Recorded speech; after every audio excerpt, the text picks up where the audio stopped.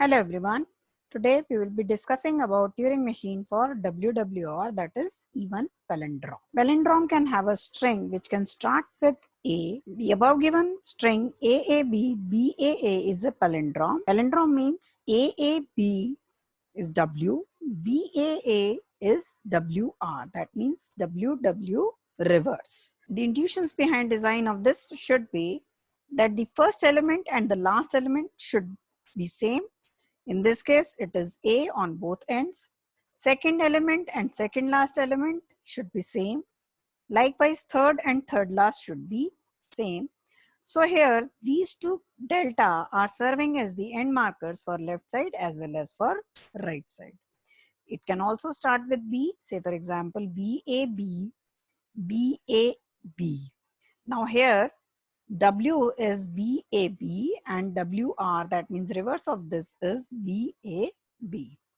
First and last element should be same, second and second last should be same, and third last should be same. Again, in this case, delta is serving as the end marker for both the strings. So if we talk about the intuitions behind design of Turing machines for WWR, whenever we come across A as first element, we will move to the end of the machine and find the end marker, that is delta, and the symbol just before delta should be A. If the character which we come across is B, we should try to identify the end marker delta and the symbol just before delta should be B. Likewise, we will keep on traversing on the tape, converting all the elements on the tape at both ends to delta until we reach the middle of the tape and all elements on the tape are delta. We reach the final state when we have only deltas on the tape. In the coming slides, we'll first discuss about the logic behind the design of this machine. In this machine, we can have starting from A or from B as discussed in the first slide. If we start with A, the machine is depicted from Q0, Q1, Q2 and Q3. If we start with B, the machine is depicted with Q0, Q4, Q5 and Q6. If we have A, we need to convert it into delta. If we have B, we need to convert it into delta. Once we have converted A into delta or B into delta, now we need not change the input, which is intermediate, and we need to move to the end marker on the right side, that is delta. The moment we come across delta, we just need to move one step at the back, and this should be A if we are moving from Q0 to Q1, and it should be B if we are moving from Q0 to Q4. Why? Because we started off with A, we should end with A. When we are moving back, we need not change any intermediate symbols, and we need to move back to the leftmost end marker, that is delta.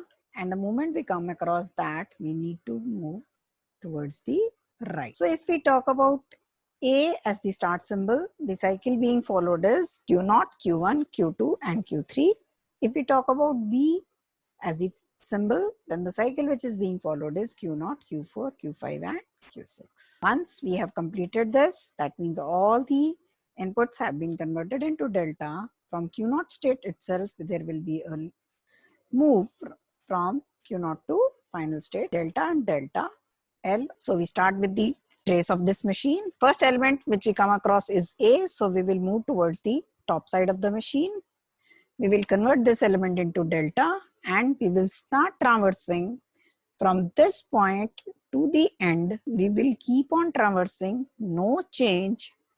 A or B, whatever is intermediate will remain as it is. Head will move one cell at a time.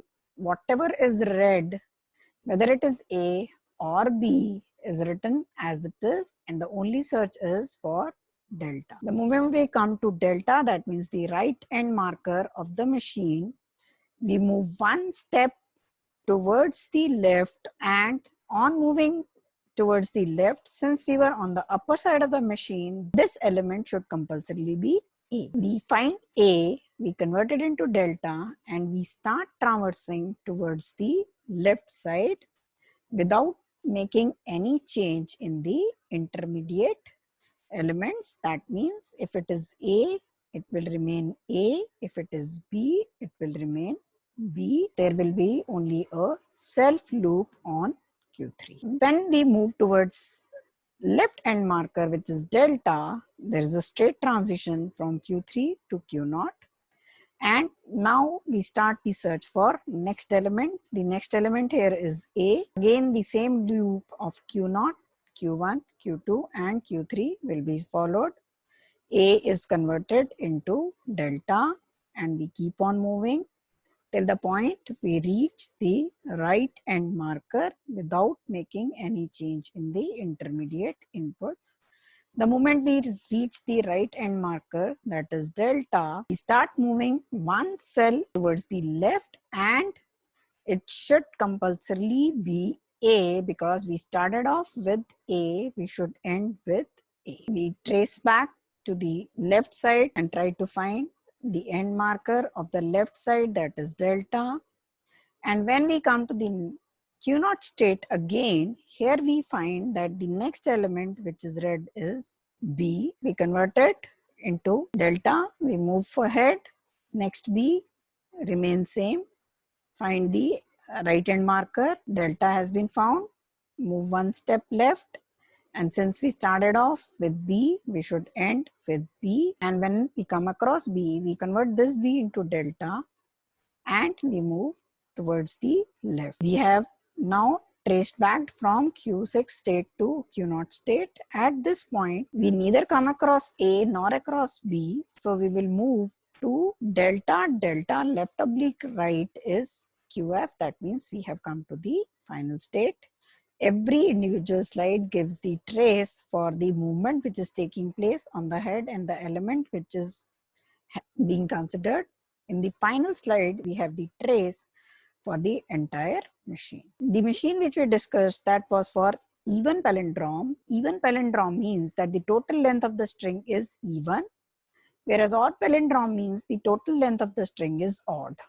Total length of the string is odd means that there will be one element in the middle which will be either A or B. And that is why we have the final state from Q2 or Q5. A delta left oblique right and B delta left oblique right leading to QF. If we see both these machines, we can see that the difference is in even palindrome from Q0 to QF, we have the final state, whereas in the odd palindrome, we have final state from Q2 and Q5 as discussed in the previous slide. Thanks for watching.